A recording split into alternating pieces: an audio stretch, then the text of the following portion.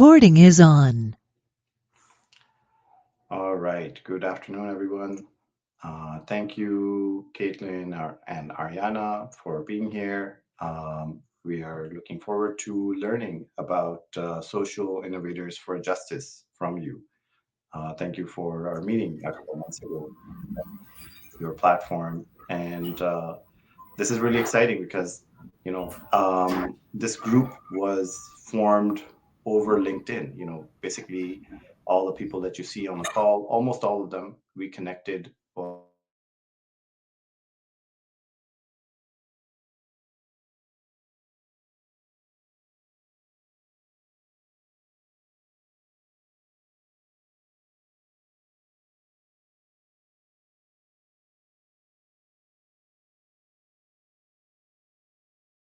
Someone, you're on mute, I think.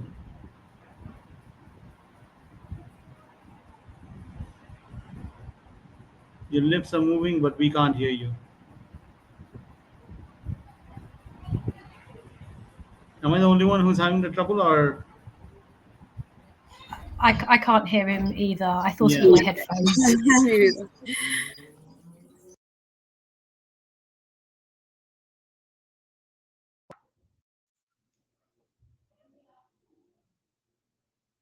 Can you hear me? Yep, now we can hear you. Oh, okay, I'm so sorry. Uh, I was providing an introduction, so sorry about that. Okay, so we are recording. Thank you everyone for being here. Thank you, Caitlin and Ariana, for presenting today. This is a very important topic. We met with Caitlin and Ariana a couple months ago when they told us about this initiative. Basically, they have created some tools for us to be able to speak up at work and other organizations that we're involved in. And This group was formed primarily over LinkedIn. And so most of the people here, we connected via LinkedIn. And so it's a large group of professionals from all sorts of fields. So this topic is very relevant to us. So again, thank you for being here, Ariana and Caitlin. Over to you. Before we start, I'm just going to mention that I just had a root canal, so my mouth is really numb. So if I am not clear in what I'm saying, just let me know, and I'll try and clarify, or Ariana will clarify or something. But yeah. Thank you. So yeah, I guess thanks so much for. Oh, your microphone is noisy. So yeah, once again, I'm unfortunately at an airport in transit. So if there's a bit of noise around me, I'll go on off mic when I'm not speaking. But yeah, just shout if the noise gets too bad. So yeah, thanks so much for having us. I'll give a little bit of an intro as to who we are at Social Innovators for Justice. We are primarily at the moment, we are a group of Cambridge alumni who studied social innovation together. We are a multinational, volunteer-driven collective.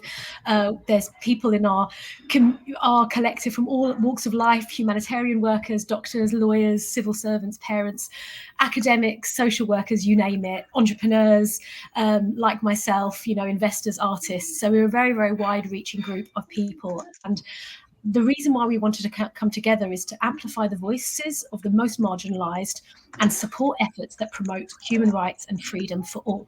So currently we are very focused on the Palestinian cause, and we believe that by leveraging our privilege, our networks and our skills, we want to create a model, I guess, for organizing collective action.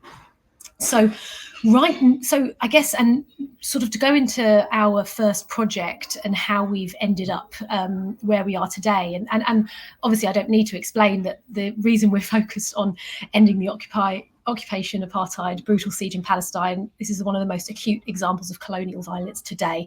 And we really believe that increasing collective action at institutional level, as well as, consumer level, the boycotts, etc., it really can hold governments account to the will of the people.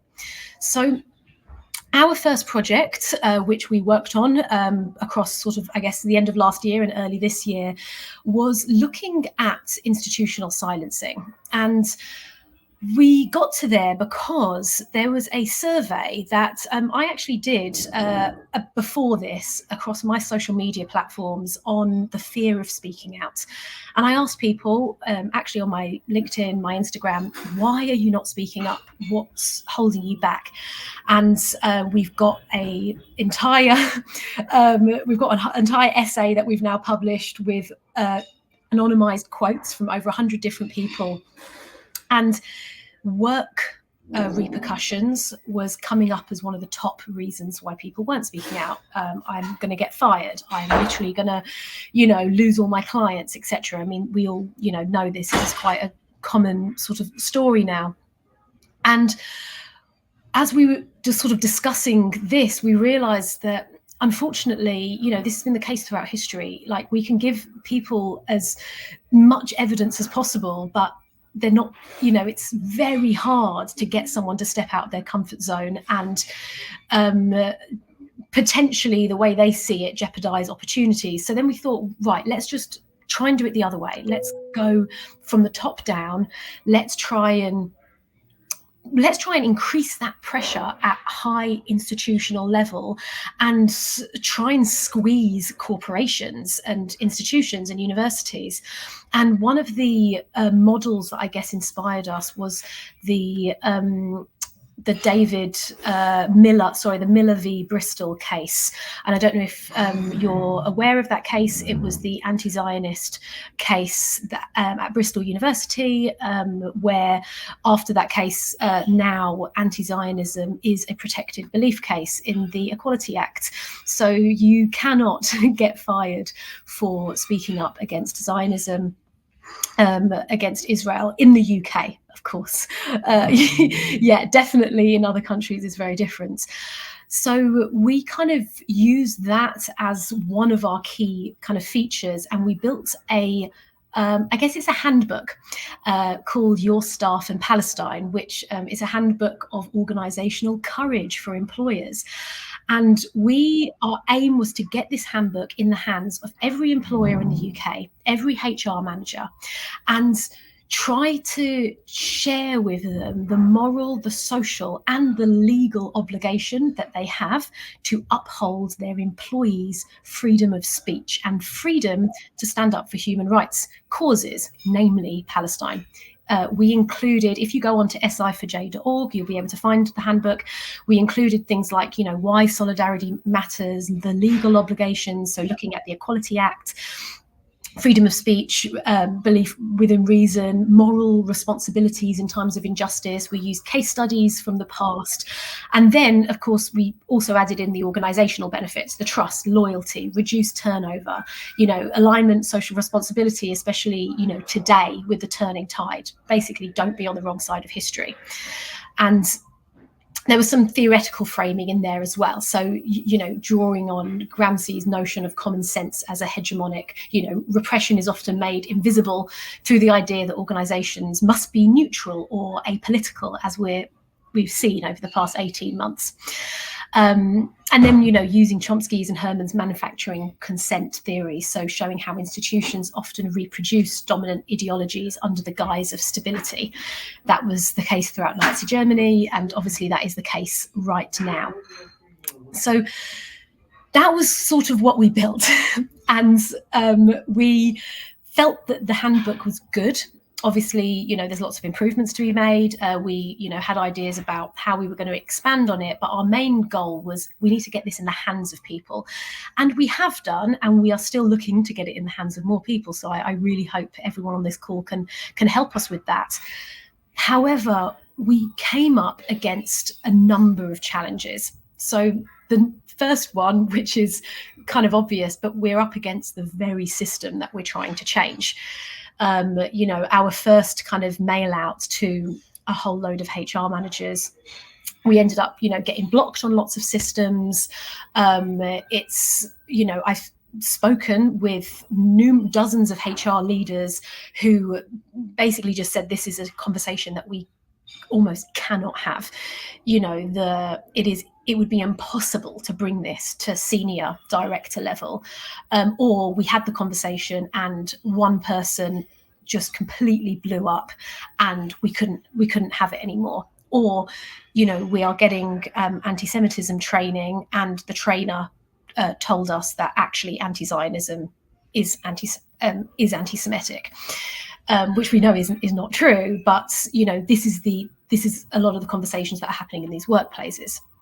So we're basically up against the exact same challenges that sort of all of our work and all of our movements are up against. And then obviously the kind of, the pro-Israel, the lobby at the moment, there's a really big push right now with, I don't know if you've seen, like, NHS workers now can't wear their uniforms to marches and protests, and there's been a real push around like kind of anti-Semitism training in the workplace, but obviously as a kind of I guess it's kind of just a pushback to this kind of work. So we've realized that this top-down approach, it's got its own challenges, and so we've tried to figure out, how do we look at changing structures while working in the structure through courts, international organizations, and then how do we kind of combine these approaches.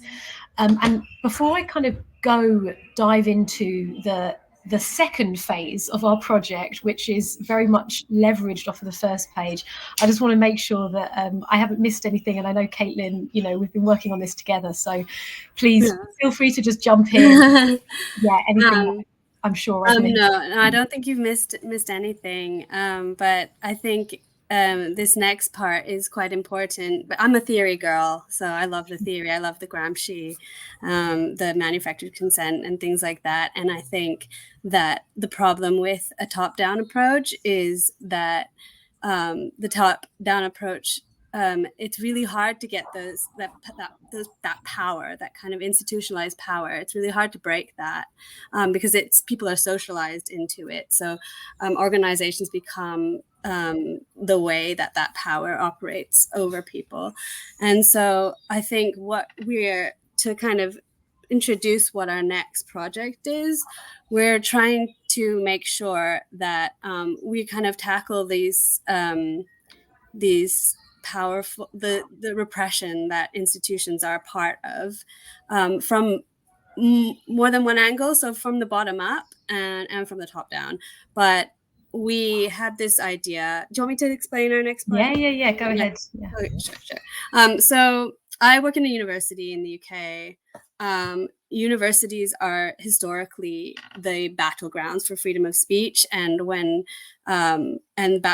battlegrounds for a lot of political action, political movements, protests, and we're seeing in the States, especially, but all over Europe, all over the West, university staff and students being punished for speaking out against Palestine, and lots of university students have been arrested. There are university students who are arrested under the Terrorism Act in the UK, and they haven't received a fair trial or anything. And the kind of top-down approach isn't working. So we were thinking, how can we tackle this kind of institutional repression or organizational repression in universities, because that's where a lot of action is happening right now.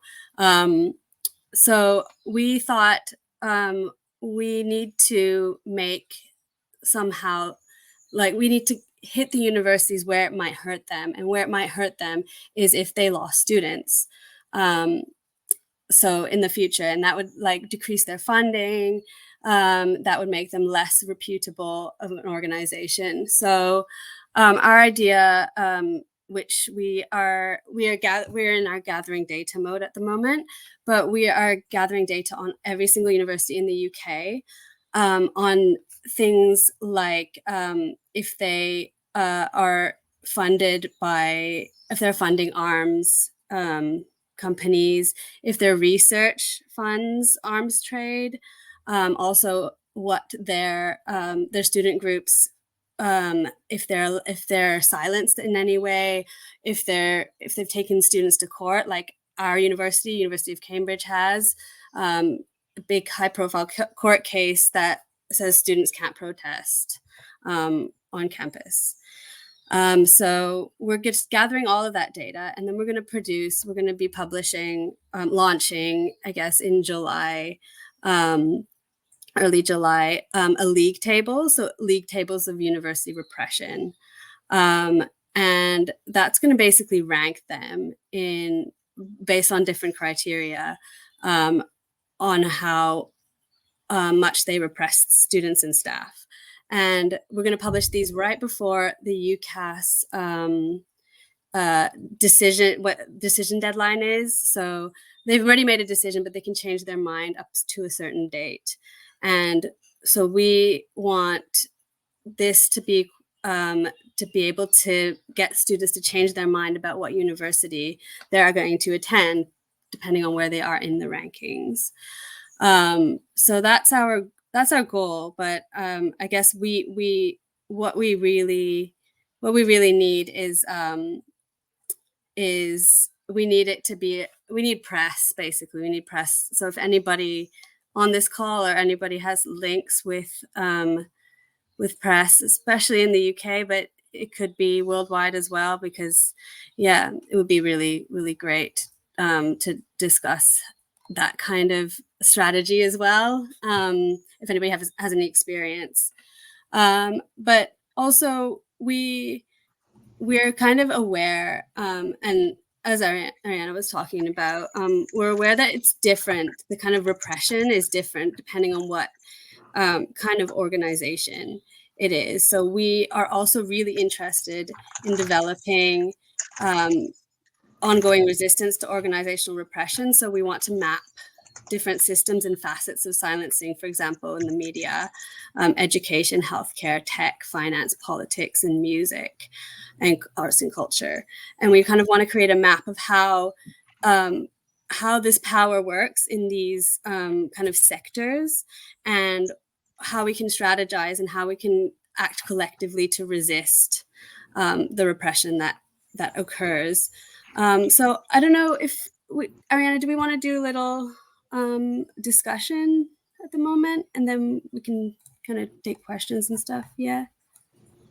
I was just wondering if everyone feels like having a little discussion about where you've seen patterns of institutional repression in your professional sectors, or just in general as well, and what strategies you're using and if they're working. Someone put their hand up. I don't know how it's me. It's you. Okay. Go ahead. Okay, so 2 comments. So one, I have a friend who has connections to many American journalists. So when you have something ready, I can share it with that friend, and then that friend will share it with the appropriate journalist. That person has been kind of working on a project to do press releases for activism stuff in particular. So focused on the work that people on this call are doing, the amazing work that you're doing. At some point they will kind of have this platform publicly available, where people can kind of submit press releases for activism in particular. But for now, like when it's ready, please share it with me, and I'll share it with that friend, and then obviously we'll try all the other avenues as usual, social media and any other connections we have through our networks. Amazing, thank you. So, and then when it is ready, I'll also share it with the mailing list, and we have 300 members, so many of them are well connected as well.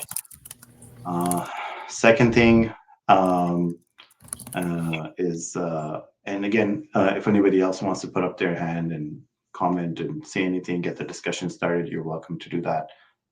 But if not, then I'll just go ahead with my second thing as well.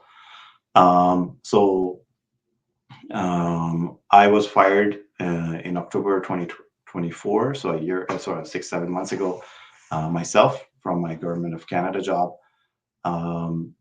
and I was a contractor, IT contractor, so like I do IT for my day job, and I was fired after sending an email to my manager. So I happened to end up on a team that had 3 Palestinians out of 25 people, and Canada doesn't have a lot of Palestinians, so it was a pretty kind of big coincidence that 3 Palestinians ended up on the same Government of Canada team, small sub-department of 25 people. And they weren't even connected to each other. Like, they didn't know each other. They just happened to just land in the same department. Anyway, so I sent an email asking my manager for kind of like more care and some sympathy.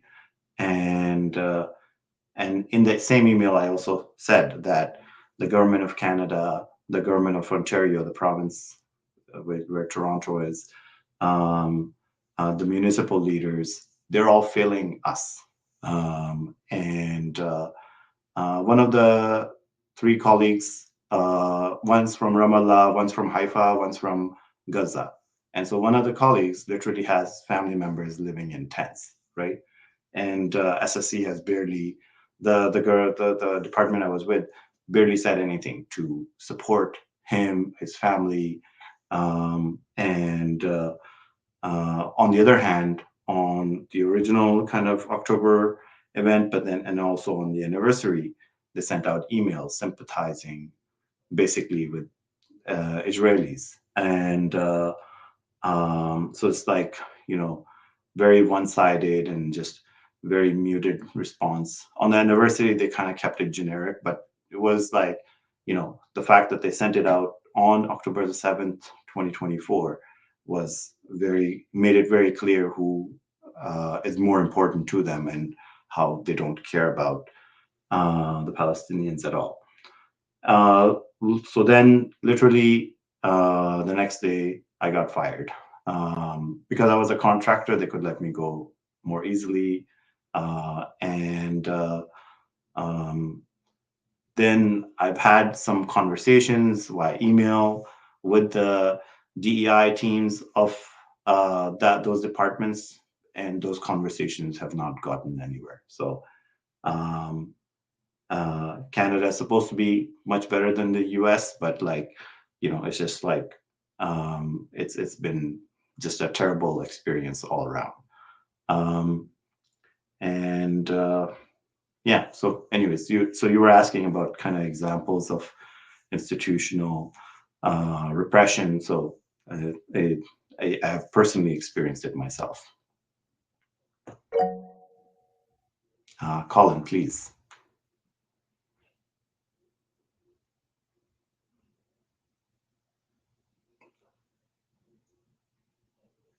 Colin, if you're speaking, you might be on mute. It doesn't look like you're on mute, but we don't hear you. Does anybody else hear Colin? No, I can't hear him. Okay, I think he's gonna rejoin. So yeah, I had a weird issue with my speaker as well. I had to specifically choose my microphone by clicking on the little arrow besides the microphone. Let's see when he comes back, and then maybe we can. Okay. Well, yeah, I guess if anyone else has got any thoughts or any examples, or even any kind of theories as to how we could possibly engage, because we sort of went in knowing that we'd have challenges, but it ended up being kind of a bit of a zero-sum game. We just couldn't, we almost couldn't. The handbook seemed to not be going anywhere, and that's why we've kind of pivoted into something that is much more wider reaching, has that kind of, I guess, unfortunately has that mass appeal right, something that will get into mainstream press, we think it has a chance of doing that. And then the kind of the sub notes are going to be, and this is how you can campaign and advocate within your university to make it better. But yeah, we'd absolutely love any thoughts, any ideas for maybe what we could have done differently. We're still very much actively working on this.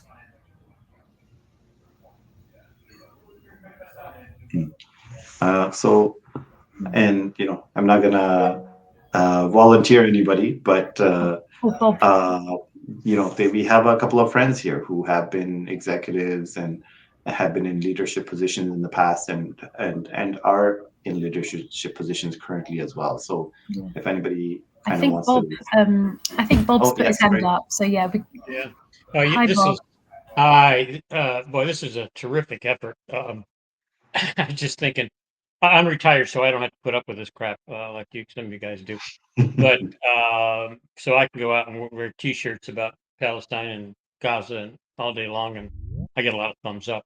But I'll tell you what, all I want to say is, if you can break this nut, you deserve the Nobel Peace Prize, because this is huge. This is really huge, and taking it on head on is terrific. I'll bring it up to some of the groups that we have here in Florida and see if we can come up with some ideas too, because Florida's as red as it can be, and there's professors that we know of, like in the University of Florida, that are getting harassed with this stuff and smeared and whatnot. In fact, one of them's having a conversation with their dean today, so I'm interested to see how that conversation goes.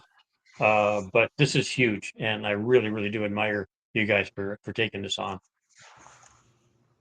Thank you.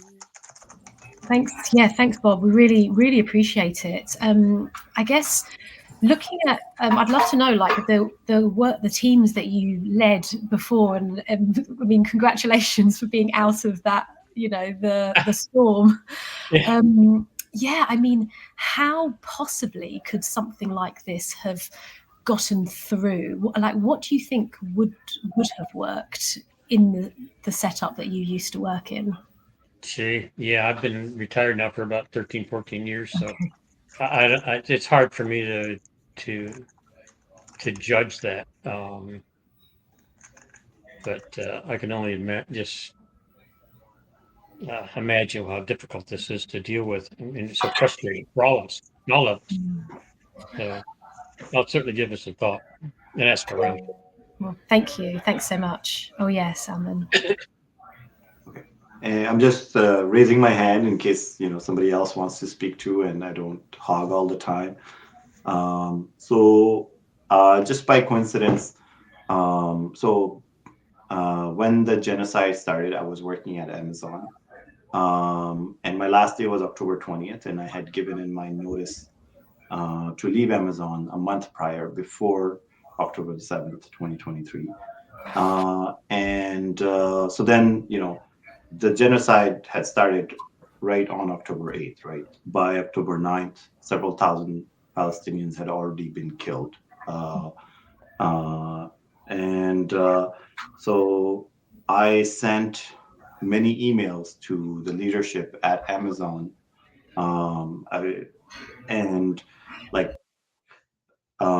basically, got no responses. I got some responses, just kind of like muted indifference and like, okay, we feel for you or whatever.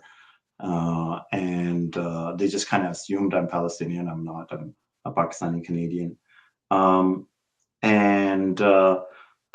But basically, yeah, there was like no response. And then I continued to stay in touch with many colleagues.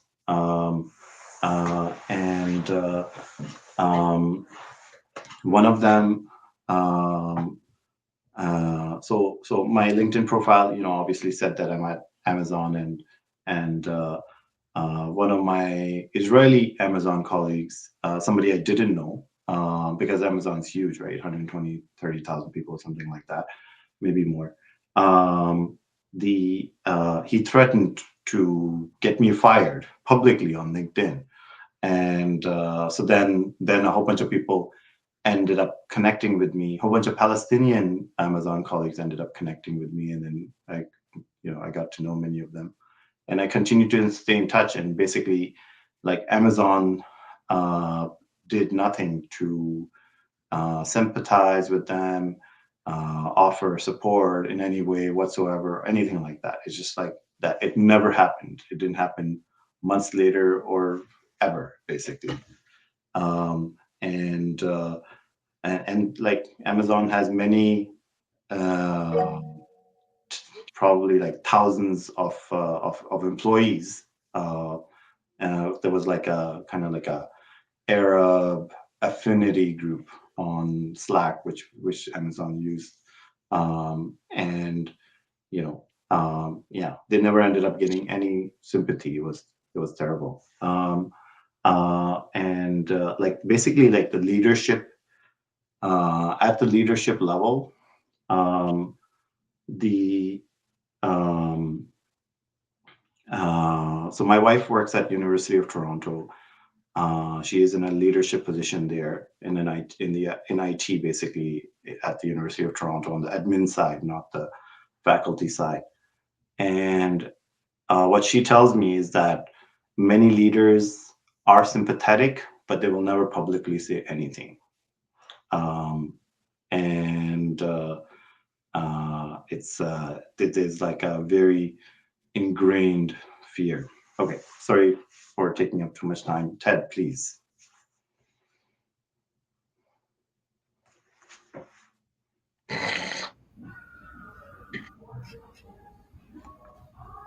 Hi, Ted. We can't. I think you and Bob both have your hand up. So do you want to go first, Ted? Ted, if you're speaking, you're on mute. Oh, he's not. He's not on mute. Maybe the same issues happened again. Oh no. Okay, I think I'm live. Can you hear me? Yes. Okay, yeah. I was trying to say I'm trying to do these icons. So some people know that I am retired military, United States Air Force, 20 years and 1 day as an officer, and a little bit of defense contracting. 2 decades of that was dedicated to foreign military sales, and that's a key component of this problem. And so I'm going to say something brief about maybe some work that you all do, or you could do, or others could do similar to the work you do related to government. In the United States, at least in the Department of Defense, and I think it's applicable to all agencies of the U.S. government, there's in the Department of Defense, I'll say, there's always a fraud, waste, and abuse office. Fraud plus waste plus abuse equals corruption. So let's just take one scenario.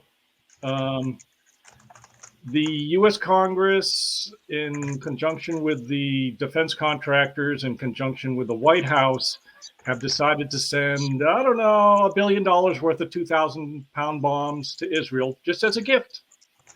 And they cost, I don't know what they cost. Maybe they'll say $10,000 a piece. I could be off by 5,000. I have no idea.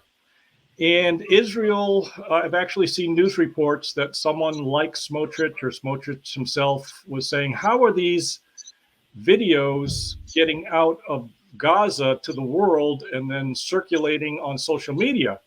And someone says, we've cut off the electricity. And someone says, oh, they have solar panels. So then the Israeli Air Force says, okay, tell the Israeli Air Force to load up 2,000-pound bombs that cost $10,000 each and go destroy $100 solar panels.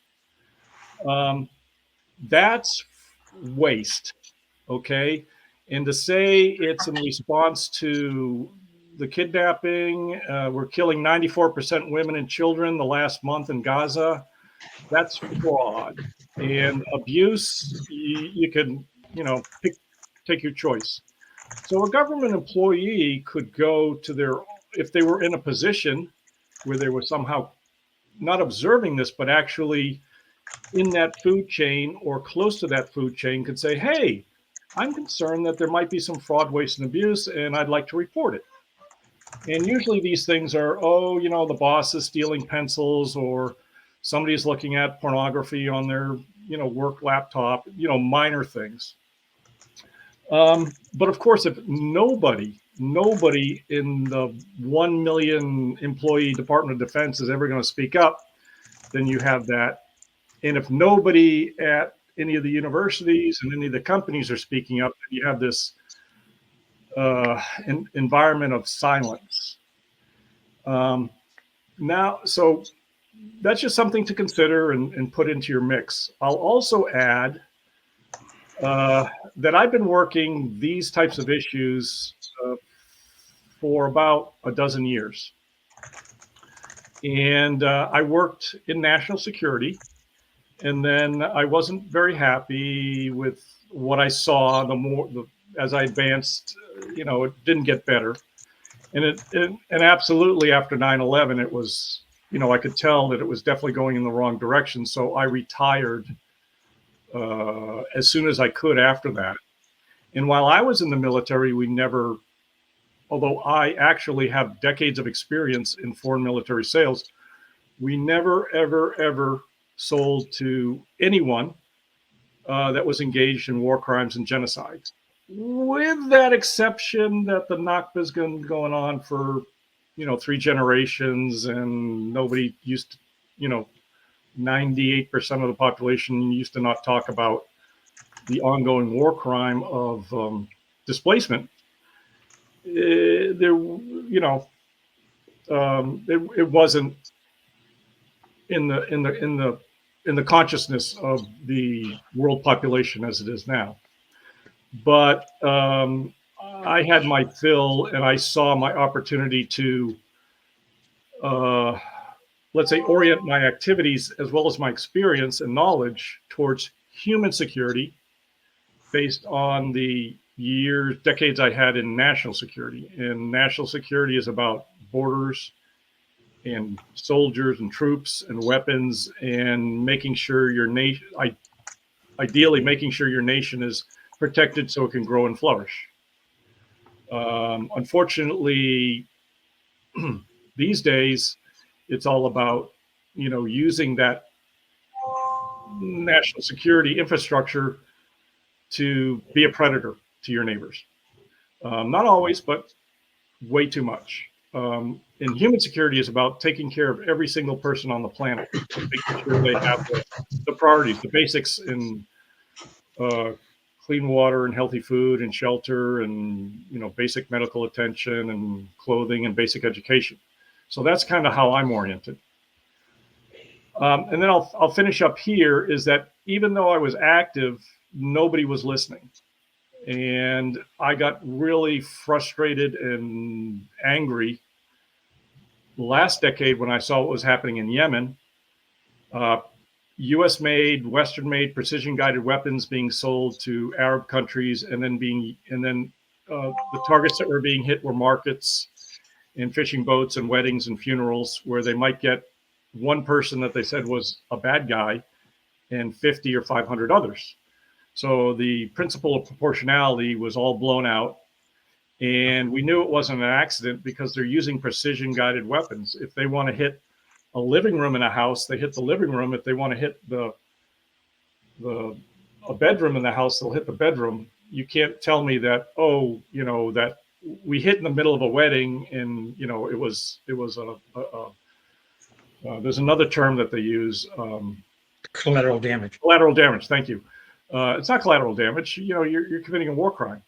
So my frustration level grew, and I got out a lot of my frustration during the Yemen thing. And so then when, unfortunately, the Gaza things happened, I said, I've seen this all before, and I don't have anything more to contribute at this time. And I was watching and waiting. But I did occasionally contribute. And this contribution that I'm going to talk about next was what I call my email, and the title of my email was, "Is my congressman a felon?" And I started out by sending it to my local city council members, half a dozen of them. And I said, "Is my congressman a felon?" And I listed out the arguments, and they're very compelling. And as expected, because I had been at it for a decade, I did not get an answer. But I knew what I was going to do next. I was going to take that same email with those same addressees and then forward it on to the county commissioners. And then after that, actually, first I started with the FBI office in the region of the United States where I live, because it's a federal offense. And of course, they never answered. So then I went to the city council, then I went to the county commissioners, then I went to the sheriff, then I went to the police department. Every single time that I took that email, I wouldn't write it anew, I just forwarded on. And after I'd gone to 5 or 6 different entities and had not gotten a single answer, I went back to the first one and said, none of you guys are answering my email. And I acted like a dumb bunny. I acted like stupid. Like, is my congressman a felon? Just tell me yes or no. And I know everyone's innocent until proven guilty. So 2 things. One, the frustration level on my part was through the roof. I wasn't ready to kill people, but when I would sometimes wake up in the middle of the night and be dreaming about, horrible things happening, to these people that were causing horrible things to happen. But I knew that that wasn't the solution. And through pure trial and error, I discovered that there was a group on LinkedIn. There were people on LinkedIn that were very active in this area, and they had a certain amount of freedom. So I said, well, what would happen if I started a group and named it Worldwide Palestine Solidarity, and just invited the people that I had, maybe 50 people or so had I saw how they reacted to a video that I had sent out just randomly. Whatever post LinkedIn gave to me, I put this video in the comments section. And then all of a sudden, people started watching this video I have. And I said, wow, they're liking it and they're sharing it. And I said, I'm going to make a group and see if they'll join. So because of their intransigence in me looking for solutions, we now have, I don't consider it my group, I consider the group of everyone that's in the group. And some people are just watching. It's a public group on LinkedIn. And it's growing by 300 a week. And we've been going for a dozen weeks. So their intransigence led to something new that hasn't happened in human history, which is we have a social media group where activism is happening.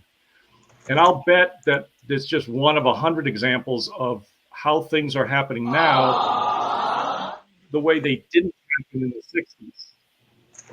Okay. I'll also say this, that letter that I wrote about, is my congressman a felon? And people all over it's based on the US law, which is required because the United States is a signatory to the Geneva Convention.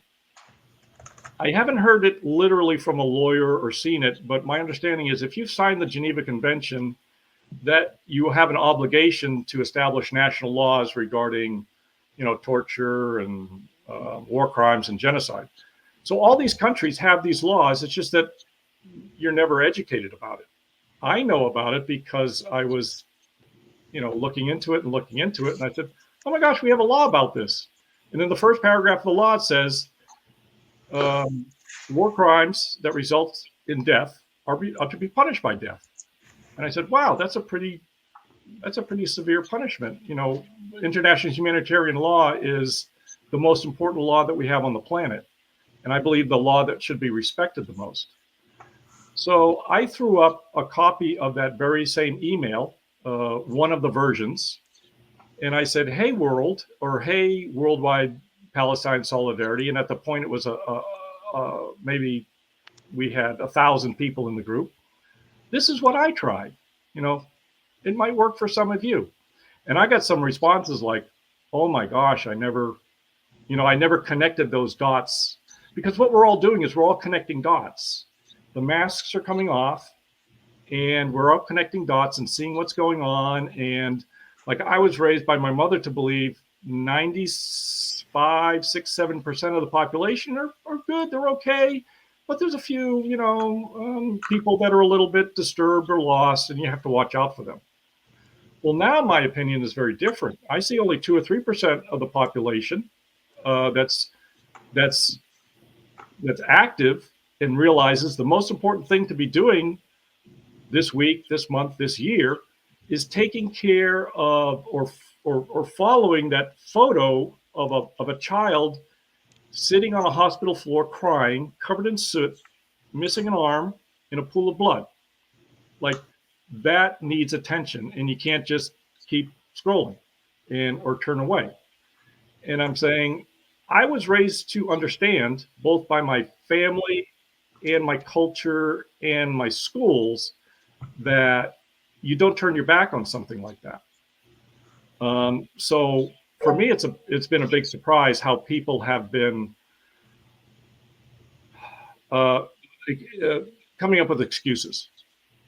And the work you do is very important, because at my local university, where I am, there are no manifestations. But if there were, there'd be a lot more pressure on the people who receive that email to say, it's not just this one guy who is an emotionally disturbed person. That's how they classify me. I'm emotionally disturbed. Nobody else is making problems like this. And they classified me as emotionally disturbed before October 7th, when I was protesting Yemen. So it's a very interesting dynamic that in some cases it results if they're not paying any attention to me. In other cases, it allows me to get away with things that normally I wouldn't be allowed to get away with, because they say, oh, he's a little bit emotionally disturbed. Yeah. Like, it's in this day and age, like, if you're not emotionally disturbed by seeing the images we've been seeing for 20 months, then something's wrong with you, right? Yeah. Amen. And I think, sorry, go ahead. Yeah, Please, I'm done.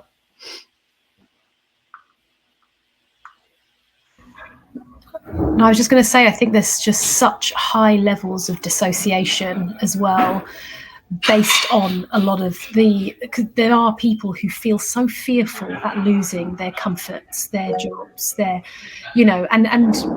most of them they are right. Those things will come at sacrifices. And I think there's this huge amount of disassociation that I'm shocked is still happening in society, to be completely honest, but it is. And yeah, and there's almost been like a siloing that's sort of happened. And I think there's a lot of people who are like, oh, those are the people that are fighting for Palestine and help. Oh, cool, those are the people that are doing it. I'm just going to stay in my siloed bubble over here where I don't see and hear any of it.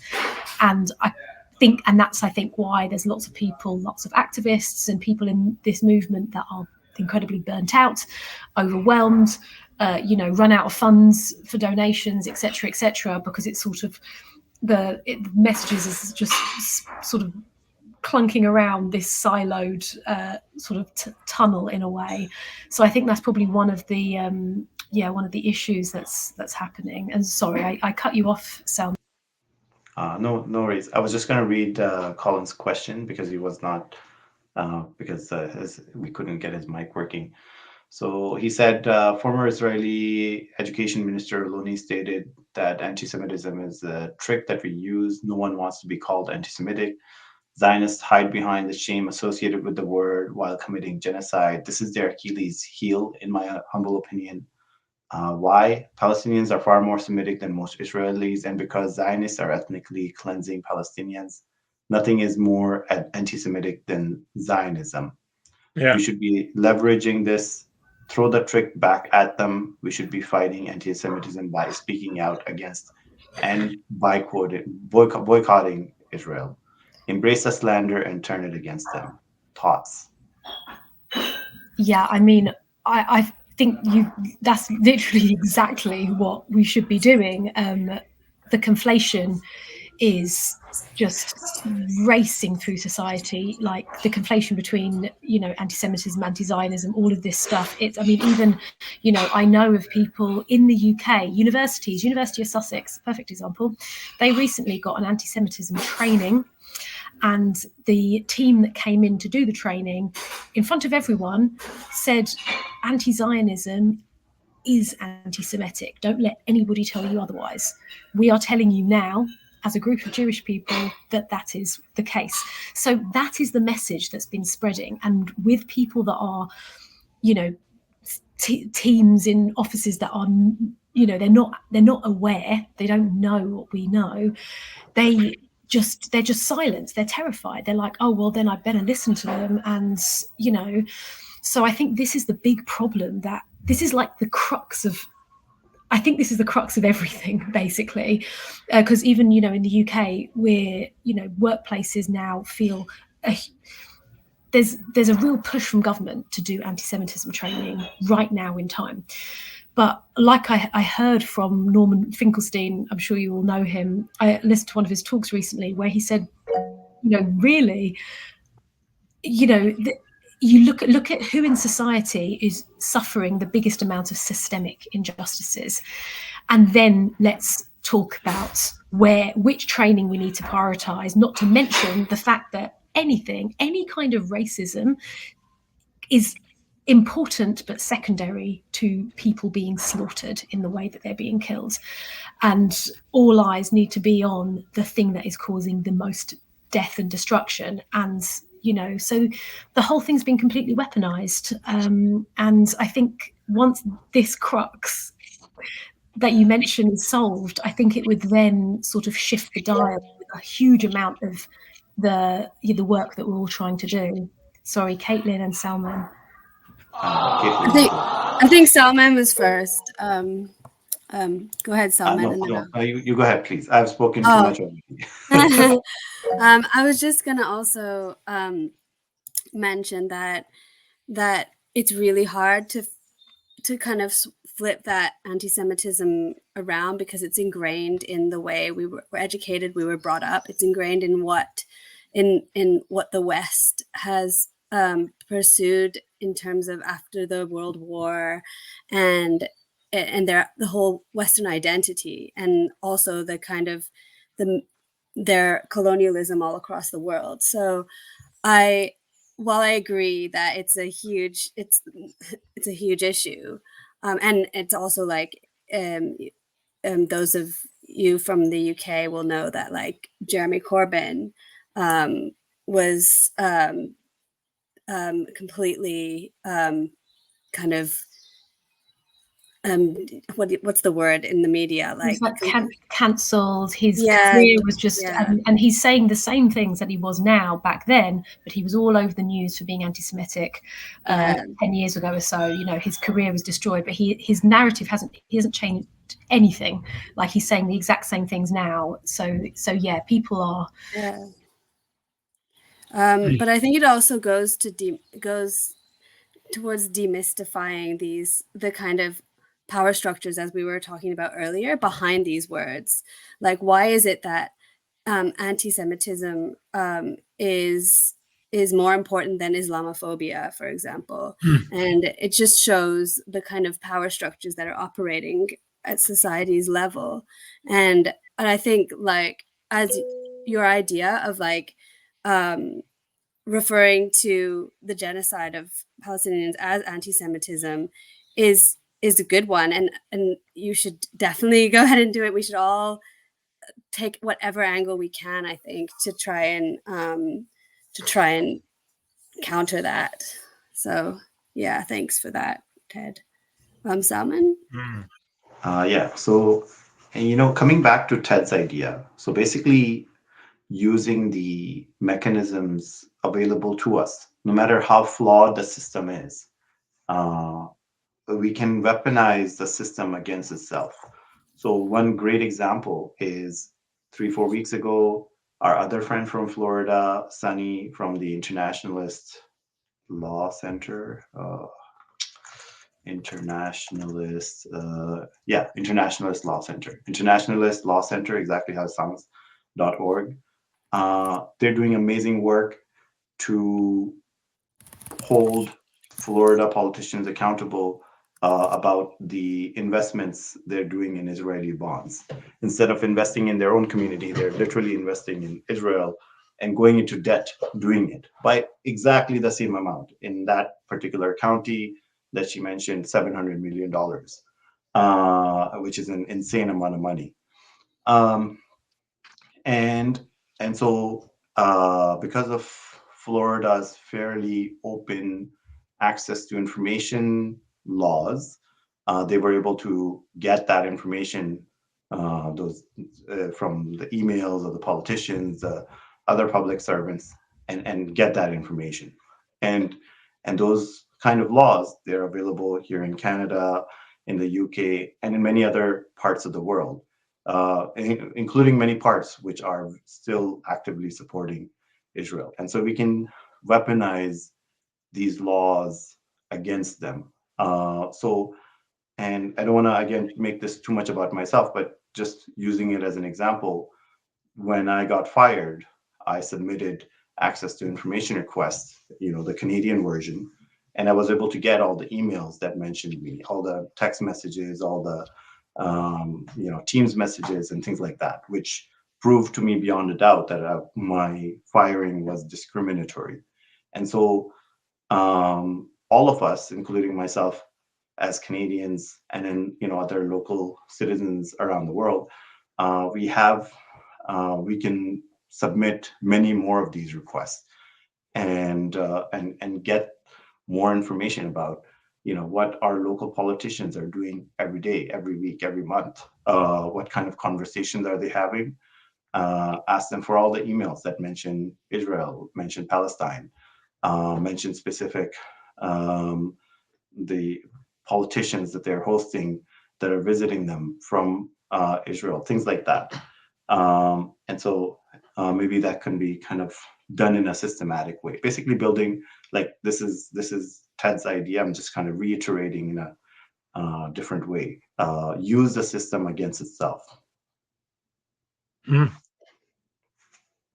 And then I really like that as well, because the more people that do kind of freedom of information requests, or whatever you call it in the country you're in, the more difficult it is on the organizations resource-wise, but they have to comply, and they sometimes it's better for them to just change their practices rather than deal with such a big either court cases or freedom of information requests. Yeah, I totally agree with that. That's a great idea. And then there was again, a few weeks ago, we had another great conversation with another group of Canadians who are targeting all the charities that are funding Zionists. And like, there's charities, like, you can go to their websites right now. They literally say, oh, we're sending money to help the IDF soldiers on the front lines. And so that's not allowed by Canadian law. And similar laws exist even in the US, the most pro-Israel country in the world. And obviously in other countries, in UK, even Germany. And so they're doing it in a very targeted way. And the crazy part is that those mechanisms to hold charities accountable was created by the previous conservative government to scrutinize charities mostly run by Muslims with links to terrorism, right? And they were just, and now that same mechanism is just being used against them. Again, another great example just of using the system against itself. Hi guys, I'm so sorry. I'm actually going to have to drop off because I need to run to my flight. But it's been so great, chatting with you. And I don't want to, disturb the rest of the conversation. But I just wanted to say thank you and look forward to connecting with you all very soon. Yeah, keep it going. Thank you for being here. Okay, thanks so much, guys. Bye. All right. Wow. I feel like I ended up speaking most of the call. Sorry if I was speaking too much. I would love to hear from anybody else. You're always welcome to put your hand up. This sounds like these are great campaign ideas, and some of these, maybe can be kind of, some organization can be done so that they can be replicated locally. So, but overall there's some structure to it or something like that. So, Yeah. Yeah, I think that it's great because we were actually talking about building a map of these kind of strategies, as it were. So we'll kind of try and put some stuff together, and maybe send it on to you, and other people can contribute and things like that. I think that'd be great. It's it's wonderful work. Boy, it's terrific. We are a few minutes over time. Would you like to finish with some closing thoughts, Caitlyn? No pressure. If you have anything to add, or if anybody else has anything to add before we end the call.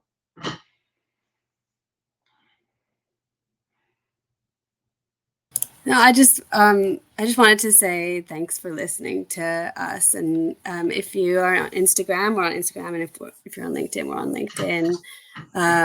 And yeah, thank you so much for your support and your ideas. And we'll be in touch with everyone anyways through this group. And also, I think just a positive words of closing, I guess, is that I think we're all starting to see these cracks. Oh, I love that. Such a loud heart.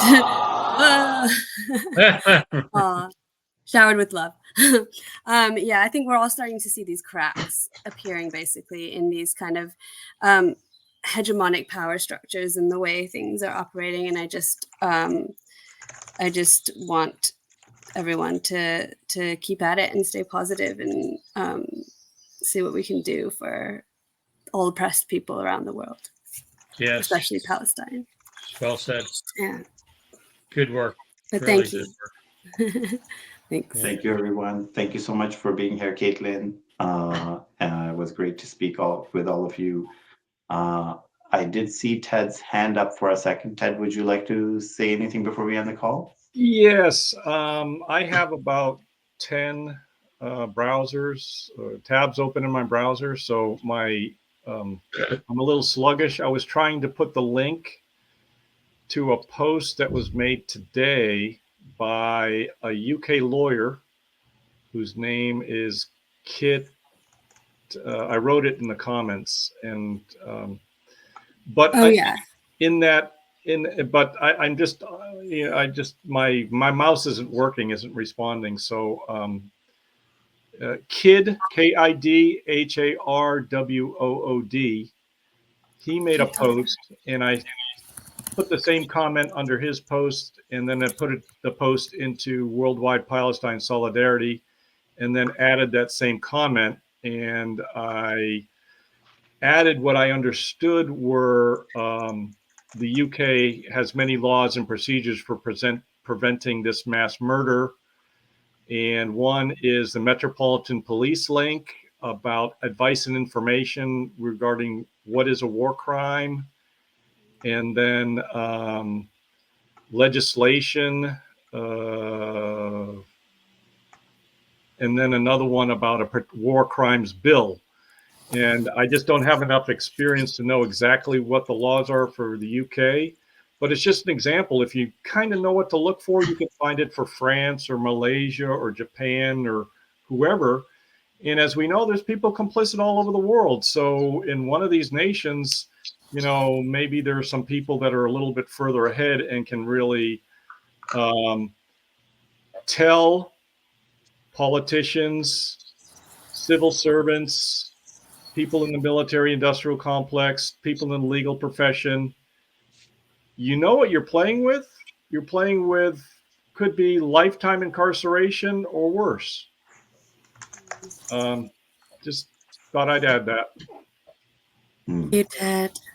Yeah, that legal threat, of litigation, criminal litigation, I imagine. Excuse me, but it's their own laws. U.S. Congress passed this law, in past Congresses, and now the same Congress people are not abiding by their own laws. It's the ultimate. Nor the U.S. Constitution. Yeah. And Sorry, go ahead, please. No, you go. It's okay, I interrupted. Just a very quick thought. Like I imagine there's some, pencil pushers in a Florida office in Palm County or wherever that $700 million investment was made. Palm Beach. And, I'm sorry? Palm Beach. Palm Beach. Okay, thank you. And like, for them, it was probably just routine. Oh, we've done this before, but we're just going to do it again. But then if we, submit these freedom of information requests, make them public, make it a nuisance for these people, next time they'll be like, oh my God, this was too much trouble last time. I'm not going to do it. Right. And just even that slight discomfort, or even, Ted's idea, like litigation, criminal litigation threat, right? That enough would be enough to like potentially slow these people down, potentially reduce some of these, if not stop them, right? So, yeah. Mm. And Caitlyn, sorry, you want to? I already wrote in the comments, actually, so it's okay. But I just wanted to quickly mention that the UK government's in court right now over this week for selling F-35 parts to Israel, and it's really crazy that it's not being covered in the mainstream media. So the more you can talk about that, the better as well, because it's a huge threat to our current government. But it's only a threat if like people know about it really as well, because it may be that they lose this. They win the case, which then it needs to be huge media, because so just letting you all know. And we also have in the UK, if you wanted to follow it, the Hamas case as well against proscription. So there's a lot happening in terms of laws, but I think I think the media is one of the biggest issues at the moment as well, because it's broken. The media is broken. It's just perpetuating absolute like disgusting things. So yeah. In my opinion, the media is just as complicit as the politicians, as the military-industrial complex. And the law applies to everyone, and ignorance is no excuse. Yeah. The wars, you can't sell wars without the media. This is a widely studied phenomenon. Yeah. So maybe we should be taking the media. We should be taking the BBC and stuff to court as well. One of our friends, he has been presented twice before. Sanjeev Berry from freedomforward.org. He has been campaigning against New York Times for a couple of years now. So if anybody wants to support his work, you can go to freedomforward.org. He's doing amazing work and has done many amazing campaigns to hold New York Times more accountable. And that's like an initial target. If and when that grows, then and he has been able to bombard them with hundreds of thousands of emails over the last couple of years, over a few different campaigns. So he's doing things at a very big level. Amazing. If anybody wants to support his work financially, to support his organization, you can go to his website. All right, so maybe that's a good time to end today's call. So thank you everyone for being here. I appreciate all of you so much, and we will stay in touch and look forward to seeing anyone who is able to join the next call. Thank you, everyone. Have a great day. Thank you. Bye, everyone. Thank you. Bye-bye.